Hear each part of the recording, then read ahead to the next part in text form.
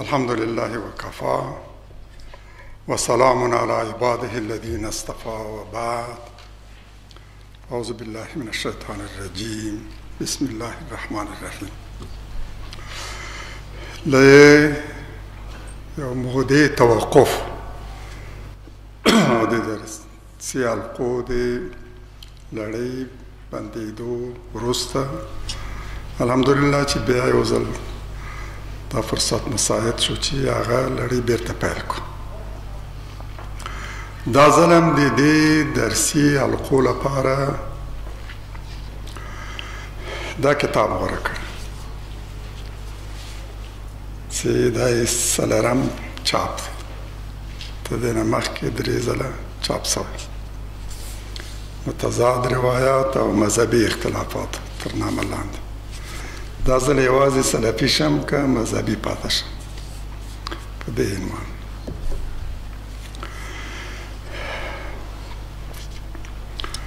د بحث موضوع مو د مذهبي اختلافاتو کمول او ختمول دی. هدف او موخه هم ده. د اختلافاتو د تشدید لپاره نه ده. د مختلفو نظریاتو خاوندانو مذهبي کړیو ترمنځ اختلافات تشدیدول نه بلکې کمول او ختمول مو هدف دی. موږ د مسلمانانو یووالی غواړو. دا خپله دینی او اسلامي وجیبه ګڼو. د وحدت لپاره فکري کار او عملي کار غواړو. تفرق او دشمني ختم شي. مسلمانان په خپلو منځونو کې په فرعي مسایلو اختلاف ونه کړي. یو بل تکفیر نه کړي. د یو بل نه کرکه او نفرت ونه لري. د دشمن په سترګه ورته ونه ګوري.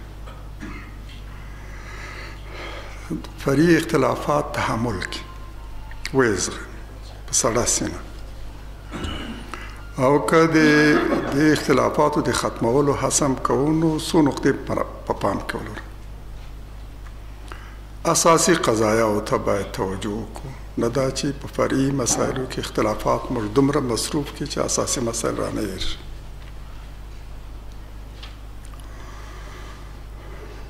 او د یو بل قناعت لپاره دلایل وړاندې کړو. موږ ته خپل رب لارښوونه کړې ده چې له اهل کتاب سره هم ستاسو مجادله باید احسن وي، تر ټولو غوره په نیکه طریقه. د مسلمانانو ترمنځ په فروعي مسایلو باندې اختلاف د رای حتما باید د احسن مجادلې په توګه دلایل وړاندې کړو، یو بل په قانع کړو. د همدې لپاره هم دا کتاب لیکلی ده او د همدې لپاره مو دغه درسي حلقې پیل کړي او د دغه لړۍ لپاره مو دغه عنوان انتخاب کړی. موږ د اسلامي امت پر هغو ژورو پرهارونو ویر کوو، غمجن اوښکې تویوو. هر مؤمن او اسلام ته ژمن داعي باید همداسې دی باید وژړوي. د دغه اختلافاتو او ژورو پرهارونو لویه وجه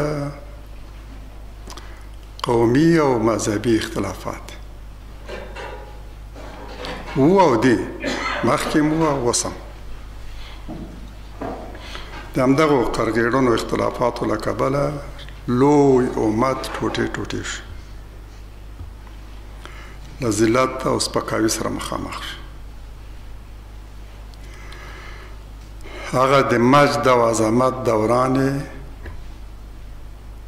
ختم شو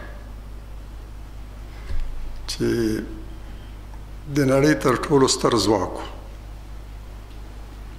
فکري، سیاسي، نظامي پلوی د نړۍ په لویې برخې باندې حکومت کوي. حریف یې نه و، رقیب یې نه و.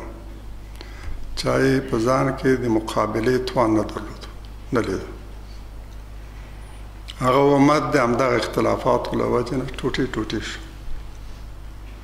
لویه عظیمه امپراتوري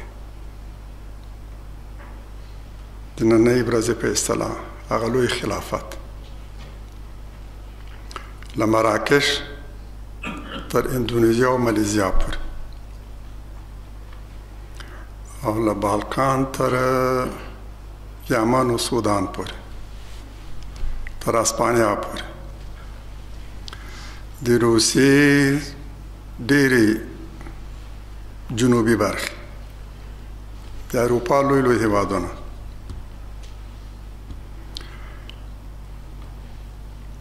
اوکراین چې نن د امریکا او د روسیې ترمنځ د نزاع په سیمې باندې بدله شي او احتمالاً چې خونړی جنګ هم پیل شي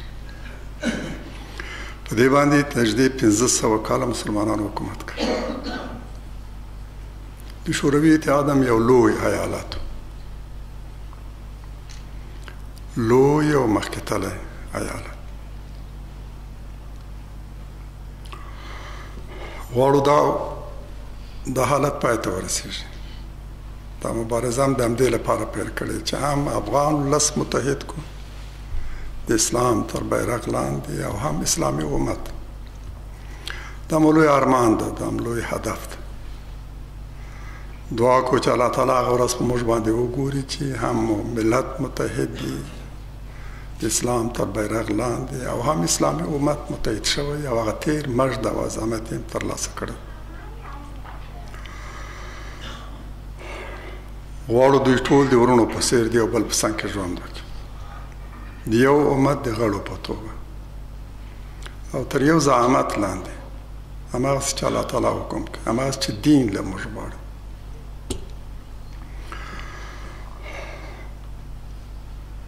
پرته له دې نه چې له یو بل کرکه ولري پرته له دې چې یو بل تکفیر کړي نه په فروعي مسایلو کې اختلافات د دوی ترمنځ په دشمني واوړي نه اصلي مسایل هیر او په فروعي مسایلو پورې ونښلي نه ستر خطرناک بهرني او کورني دشمنان له پامه وغورځوي او هغوی ته شا کړي او په داسې شخړو کې ځان مصروف کړي چې د مسلمانانو ترمنځ له فروعي اختلافاتو راولاړېږي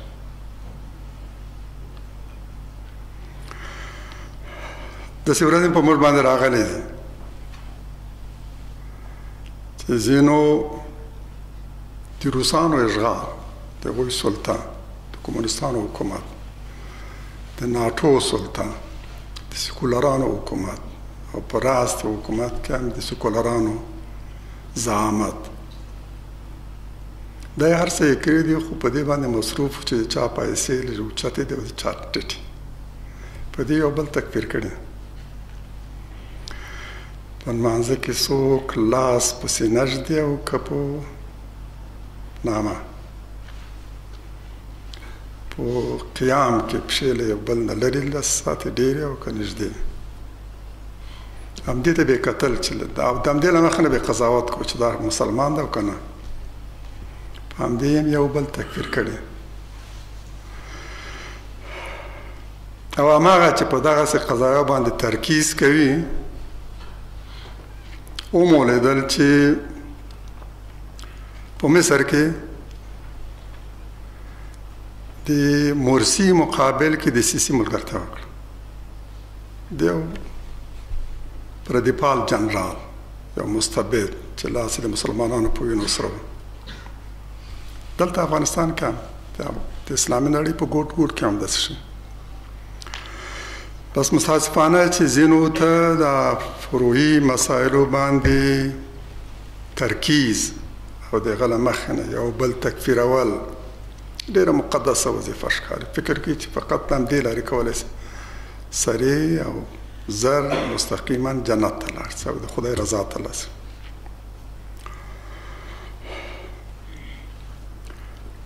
غوښتل مو او اوس هم لګیا یو د همدې لپاره چې افغان ولس په یو ډاډمن او متحد اسلامي صف کې راغونډ شي پرې نږدو چې افغانان مخصوصا هغه چې خپلواک آزاد او سرلوړی اسلامي افغانستان غواړي او د دې سپېڅلي هدف لپاره قرباني ورکړې ده سره وویشل سي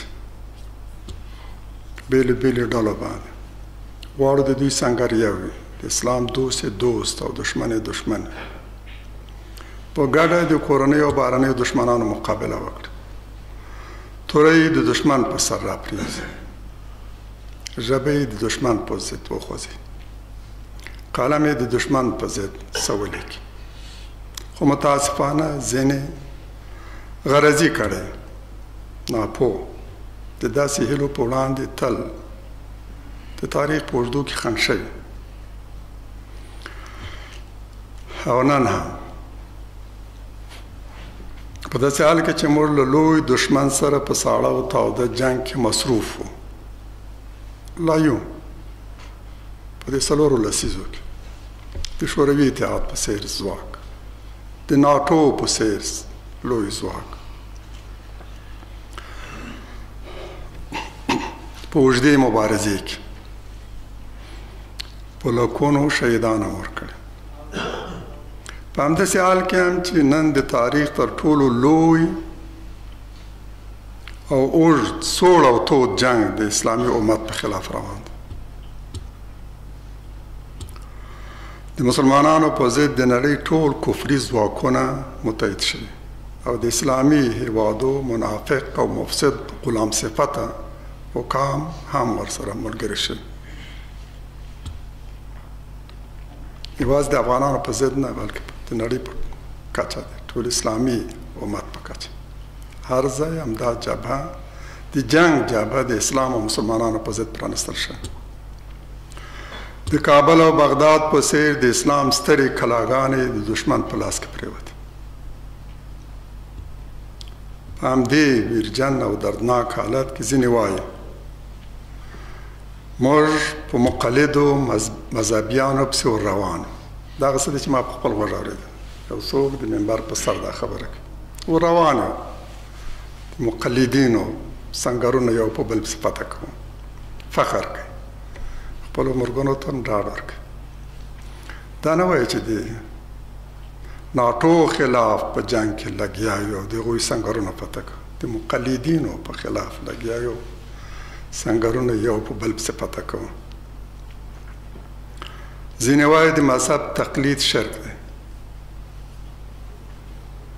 ځینې وایي د احنافو په طریقه لمونځ کول اصلا لمونځ نه دی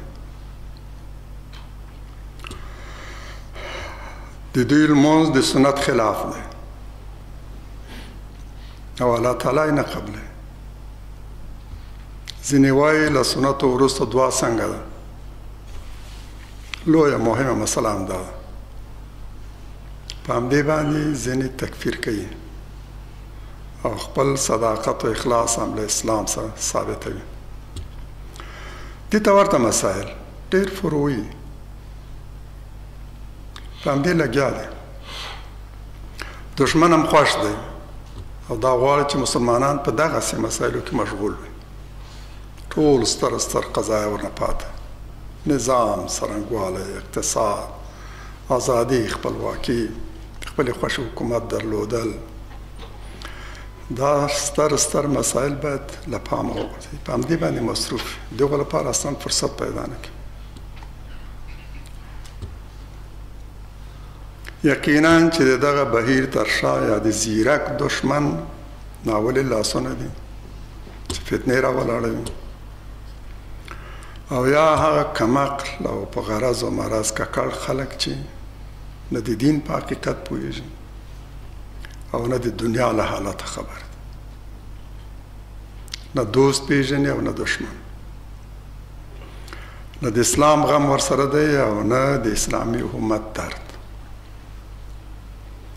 د دشمن له پېژندو هم عاجز دی او له دې چې درجه بندي یې کړي اول دوم دریم د دوست له پېژندو نه هم عاجز دی کوم ورته ډېر نږدې دی کوم ورته لږ او کوم ورنه لرې موږ دلته په دغه درسي حلقو کې دا موضوع د همدې لپاره غوره کړې او انشاءالله هغه به څېړو چې دشمن دغه توطیه شنډه کړو هدف فقط همدا هیڅوک باید داسې ونه انګیري چې زموږ هدف د مذهبي اختلافاتو تشدید او د کومې خاصې ډلې په خلاف نور راپارو. دا ګناه ګڼو. غواړو د دغو مرموزو کړیو د تبلیغاتو مخه ونیسو. ټولو ته جوته کړو چې موږ غواړو د دې اوږدې مبارزې له پیله تر نن پورې او انشاءالله تر پایه پورې چې عقیده، مذهب، مسلک، لمونځ او ټول عبادات او معاملات مو سل په سل وکړي د قرآن او سنت مطابق. مذهب هم همدا دی. هماغه مذهب ته ترجیح ورکوو چې قرآن او سنت باندې متکي. که د احنافو مذهب مو غوره کړی د همدې لپاره چې هغه مو تر ټولو زیات د قرآن او سنت مطابق موندلی او د دې لپاره مضبوط دلایل هم لرو، هم له قرآن او آیاتونو یې او هم له حدیث. غوره کړی مو ده داسې نه چې ګواکې له پلار مور نه پرته په میراث پاته دی او په هماغه باندې ترکیز کوو پرته له دلیل.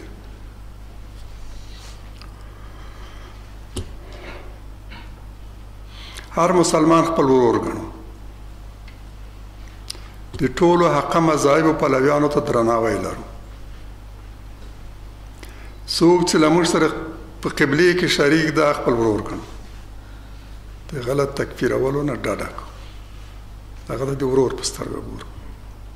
شافعي، مالکي، حنبلي، سلفي او هر هغه څوک زموږ دیني ورور دی چې د الله تعالی کتاب قرآن یې لارښود دی او د رسول الله صلی الله علیه وسلم سنت یې تګلاره ده. خپله تګلاره او دریځو موقف هم د قرآن او سنت په رڼا کې ټاکي په ټولو قضایاو کې، د مذهب په ارتباط هم، سیاسي قضایاو کې هم. خپل ورونو ته مو تل ویلي او بیا وایو چې په فرعي مسایلو کې اختلاف باید تاسو دغو خلکو په دشمنۍ، حساسیت او ضدیت ته تشویق نه کړي، اړ نه کړي چې په اصلي مسایلو کې له تاسو سره متحد. خدای مني، قرآن مني، پیغمبران مني، آخرت باندې ایمان ده، په ملایکو باندې باور ده، قضا او قدر باندې باور لري، حلال او حرام پولی پیژني د قرآن او د سنت په رڼا کې.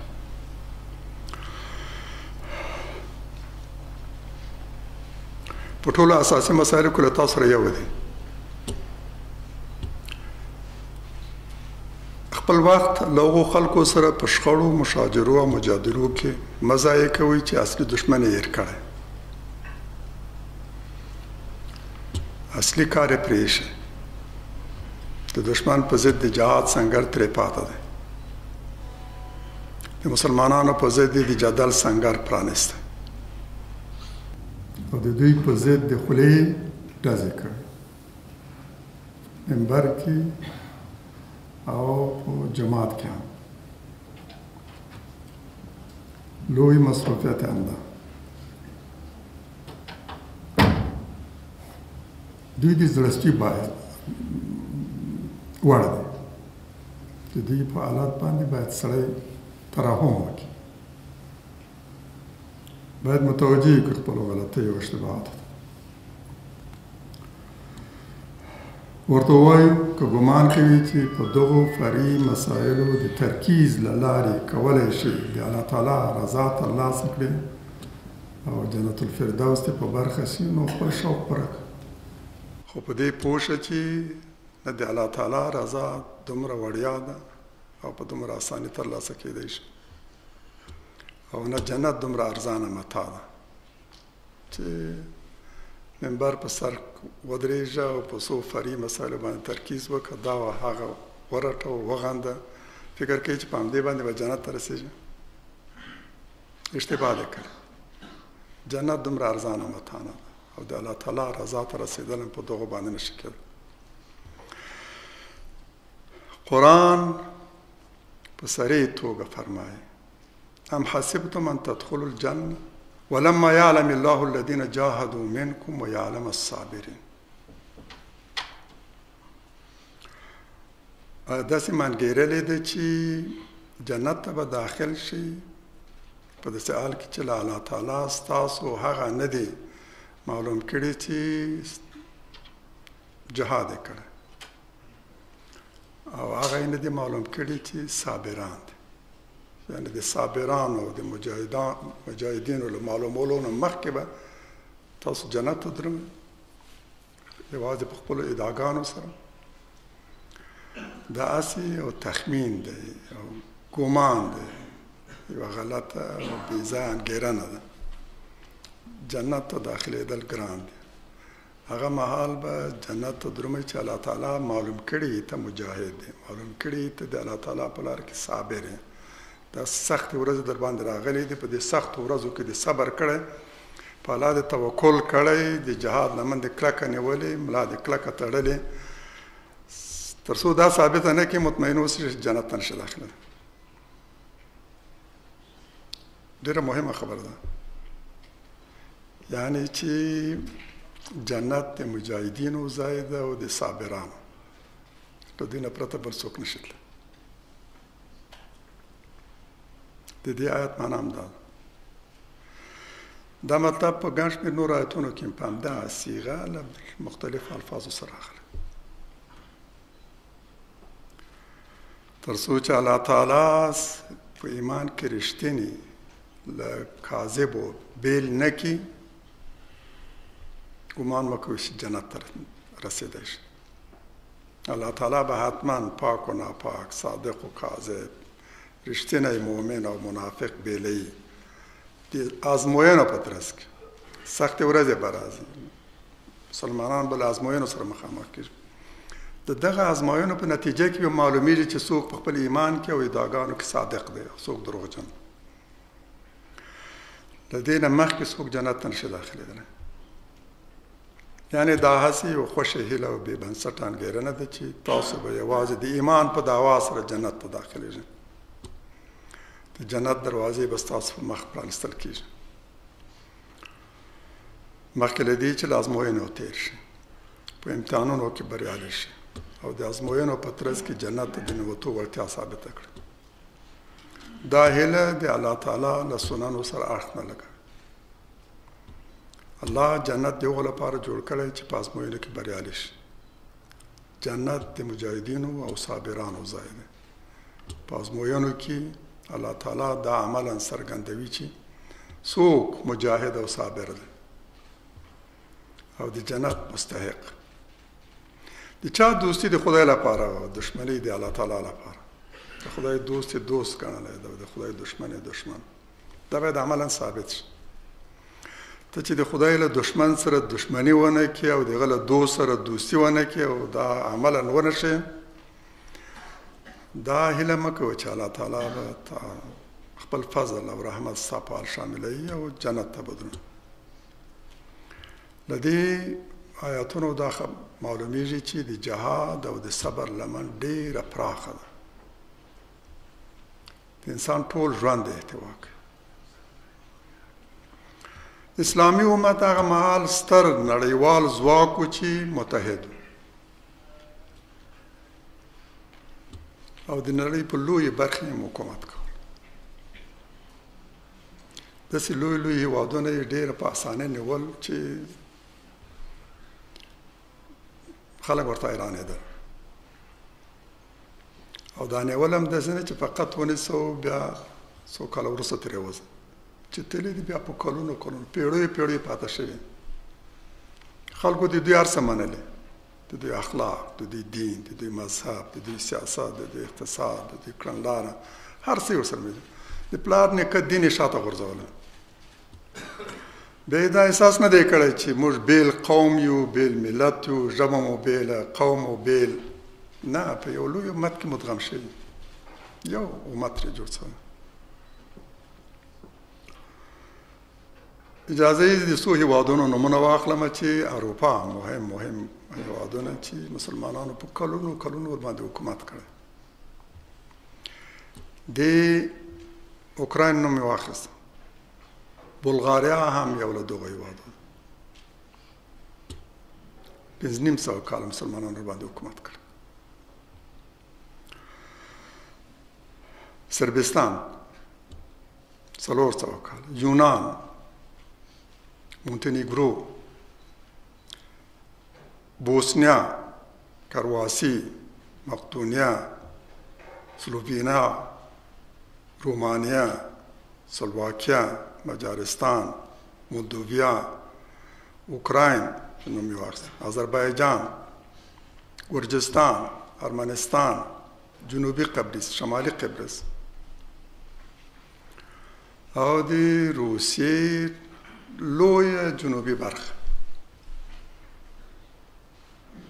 دا ټول یوازې په اروپا کې مسلمانانو لاس کې 4-5 پیړۍ ورباندې حکومت کړ.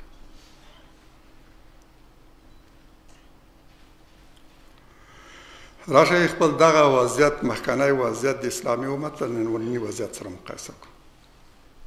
هغه لوی هېواد او ستر امت ټوټې ټوټې شوی، د کلي په سویو هېوادونو باندې بدل شوی، کلو ته ورته، لویو کلو ته ورته هېوادونه.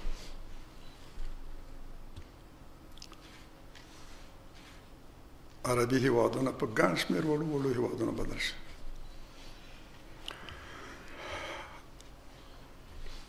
او ټول همداسې چې د بهرنیو مستعمرې دي، اقتصادي لحاظه د هغوی مارکیټونه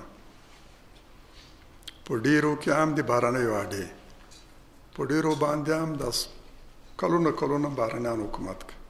ترې وتلي هم دي سرحدین حکومت باندې کوي. الجزایر یو مثال ده، فرانسویانو نیولی، تر 1 میلیون زیات الجزایران یې ووژل، ترې وتلي، خو نن هم په هغو باندې حکومت کوي. او دا د اسلامي هېوادو د ډېرو حالت همداسې، په ځینو کې خو لا اوس هم اډې دي، لویې لویې اډې چې ټوله سیمه د همدغو اډو له لورې اداره کوي. نن د نړۍ ټول جنګونه په اسلامي هېوادو کې، هېوادونه یو د بل په خلاف جنګوي. د عراق او د ایران جنګ، د عراق او د کویت جنګ، دا اوس د نړۍ ټول جنګونه په اسلامي هېوادو کې، د نړۍ ټول مهاجرین مسلمانان دي، تر 100 کې تر 90 زیات.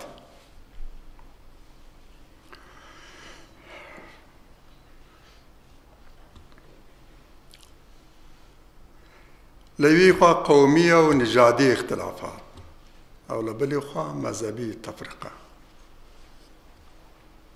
د دې باعث شو چې هغه ستر عالمي ځواک، سرلوړی، د مجد او عظمت خاوند امت په وړو وړو هېوادونو تجزیه شي. دښمنان یې خپلو منځونو کې سره وویشي، کښېنستې دي چې کوم د چا برخه به څومره دي. اوس هغه واړه واړه هېوادونه دي د اروپا چې د هالند نوم کم اورېدل کېږي، هغه هم یو وخت موږ باندې حکومت کړ.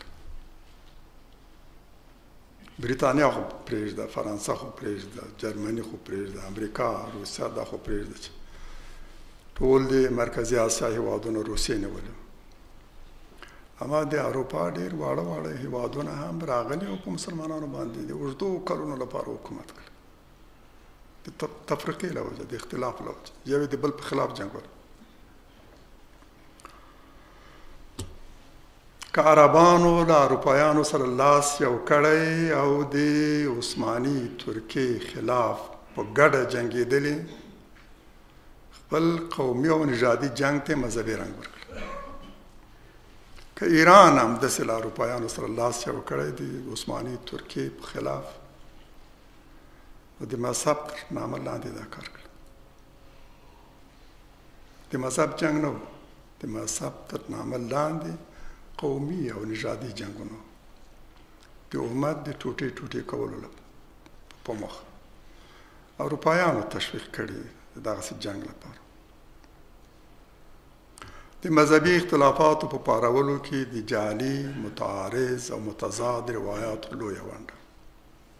د اسلامي امت د تفرقې یو لوی عامل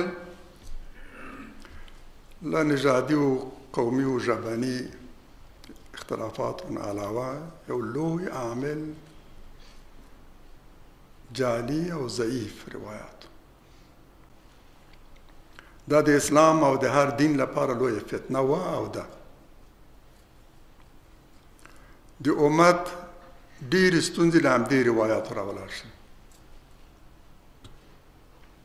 که تاسو د یهودانو او مسیحیانو مذهبي اختلافاتو ته ځیر شئ وبګورئ چې منشأ یې همدا روایات. که بایبل د مسیحیانو مقدس کتاب او غور او دقت سره ولولئ، اما کتاب چې دوی ادعا کوي دا د تورات او انجیل او د زبور مجموعه ده.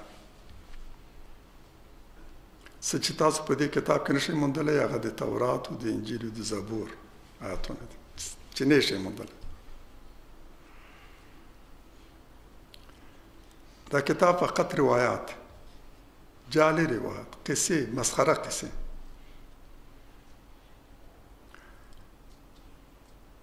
انجیل هم د فلان کس په روایات یو دوه درې نومونه درته اخلي.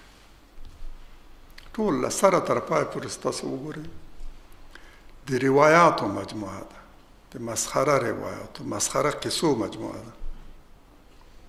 تورات او انجیل نشته.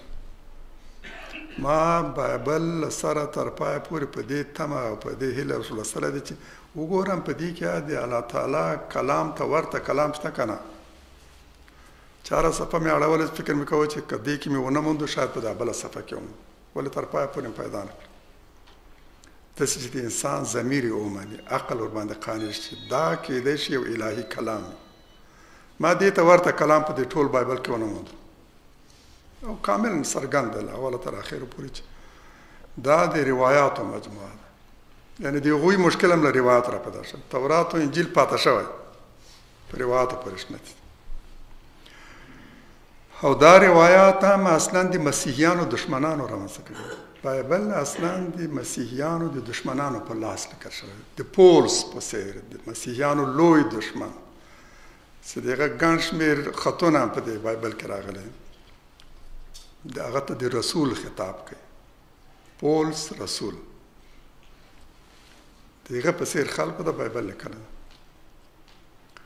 او لیکل شوی هم د په یوناني ژبه، اصلي عبري ژبه کې تورات او انجیل تاسو نسئ موندلی. که شته هم نو له یوناني ژبې نه ترجمه شوی. له دغسې روایاتو جوړ شوی بایبل، لکه چې هغوی اصلي دین الهي کتاب شاته وغورځول او ختم شو، له منځه لاړ. ځای جعلي روایات ونیول، مسخره قصو ونیول. متاسفانه اسلامي امت کې هم دغه روایات د دې باعث شو چې فتنې راولاړه سي، اختلافات راولاړه سي، لوی امت ټوټې ټوټې شو.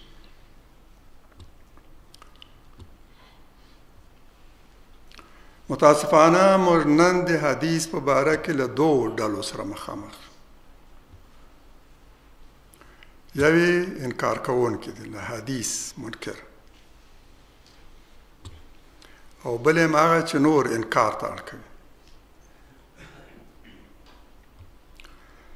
یوې په خپله له حدیث منکر دی او بل نور له حدیث ته منکر کوي.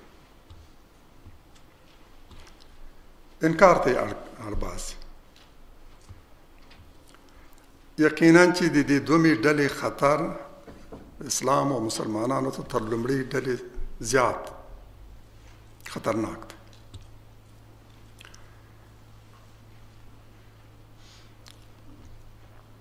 هغه چې هر وچو لانده پیغمبر علیه السلام ته منسوبوي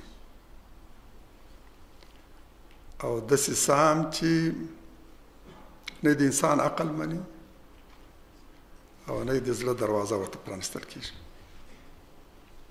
هم د دین خلاف، هم د قرآن خلاف، هم د انسان د عقل خلاف. داسې خبرې هم پیغمبر علیه السلام ته منسوب شوي. پیغمبر علیه السلام په دغه څه ستایي چې خدای نه دی ستایلی او دغه صيغه ته منسوبوي چې د الله تعالی له کتاب سره کاملا تعارض لري.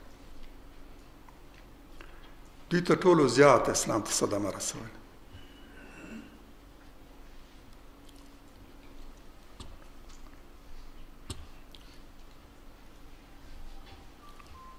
له سنت انکار بازار نه لري، څوک نه مانی. په اسلامي امت کې که څوک دغه لړۍ غوره کړي، دا سلسله او دا دریز غوره کړي، تګلاره چې د حدیث انکار وکړي، څوک نه مانی. په امت کې به داسې څوک پیدا نه کړي چې دغه د دې خبرې پیرونکی شي، ویې مني، ورسره توافق وکړي، حساسیتونو سره، له مخالفتونو سره به مخامخ کړي. اما که جعلي روایات په ملت کې خواره شي، نو ډېر ورباندې دوکه کېدلی شي، چې شوي دي. د ډېرو غلطو مذاهبو بنسټ په همدې غلطو روایاتو باندې ښودل سوی. دا متضاد او متعارض روایات هم په امت کې د خورېدو لپاره مجال لري او هم د اختلافاتو راولاړولو یو لوی عامل و باعث. ډېر کمعقله دشمن به دا لار غوره کوي چې له حدیث نه د انکار له لارې اسلام او اسلامي امت ته صدمه ورسي. دا برعکس مسلمانان لام اساس کوي. دشمن هغه ډلې خوښوي، جوړوي او پالي چې د دین او مذهب په نامه د دین جرړې پرې کړي. تل د اسلام سنګرونه له داخله فتح شوي، تل د دین په خلاف د دین په جامه کې جنگ شوی. تاسو که د تاریخ په اوږدو کې ټول جنګونه وګورئ، د دین په نامه د دین په ضد جنگ شوی. خپل دینداران خو پرېږدي، دین پالان خو پرېږدي. فرعون هم په پای کې د دین په نامه د موسی علیه السلام مقابله کوي او خپلو مشاورینو ته وایي چې ضروني اقتل موسی انی اخاف ان یبدل دینکم او ان یظهر فی الارض الفساد. ما پرېږدئ چې موسی ووژنم، ویرېږم چې ستاسو دین بدل نه کړي. یعنی د دین حامی شو فرعون. اوس د موسی مقابله باید د دین په جامه کې وکړي، د دین له سنګره. همداسې د تاریخ ټول جنګونه چې تاسو وګورئ، د یو کاذب او دروغجن مذهب و دین تر نامه لاندې د اصلي دین مقابله شوه.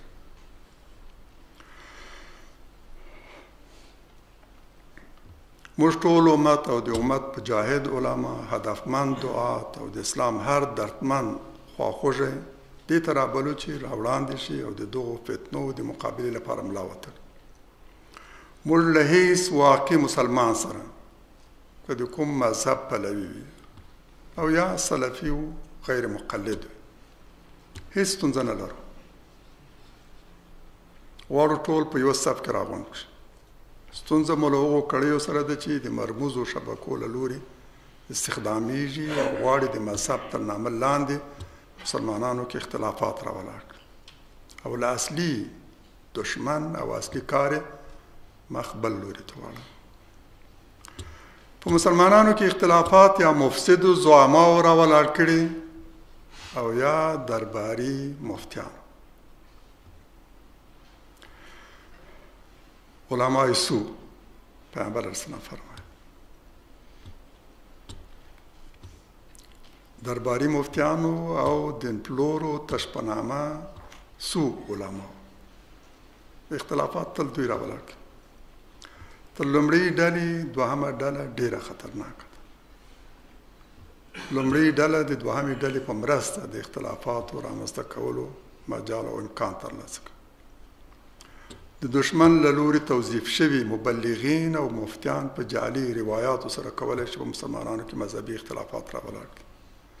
که تاسو په دین پالو کې د اختلافات عوامل ولټوئ، نو درته جوته به شي چې جرړي په متعارض، متضاد او جعلي روایاتو کې او د دې روایاتو شمیر دومره زیات دی، دومره زیات چې هر محدث و فقیه او امام له لکونو نه 2-3 زره غوره کړي، نورې لرې غورځولې.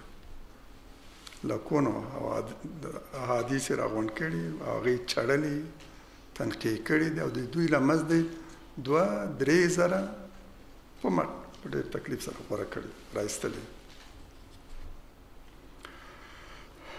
حزب اسلامي دغه لار غوره کړې د امت د راویښولو، په یوه صف کې د ټولو مسلمانانو د راغونډولو او په ګډه د ټولو کورنیو او بهرنیو دشمنانو د مقابلې لپاره د دوی د چمتو کولو لار. د دغه تګلارې له امله و چې نه یوازې د افغان ولس اکثر صالح او هوښیار مجاهدین او د اسلام دردمن او هدفمن خواخوږي د حزب په لیکو کې تنظیم شول، په لنډه موده کې یو لوی حزب ترې جوړ شو. له 2 سترو ځواکونو سره تصادم شو. دواړو د لومړي دشمن په فهرست کې نیولی، په خپل فهرست کې د لومړي تر ټولو خطرناک او ستر دشمن په توګه منلی او د دواړو په خلاف په جهاد کې هم مقاومت د جهاد د ملا تیرو. د ولس تر ټولو صالح خلک دغه په محور راغونډ شول، اسلام ترجمن خلک دغه په څنګ کې راټول شول. وجه همدغه تګلاره د دې باعث و چې ټول اسلام ترجمن او خواخوږي راغونډ کړي په یو صف کې او دا ستر کارونو توفیق او سعادت الله تعالی ور په برخه کې.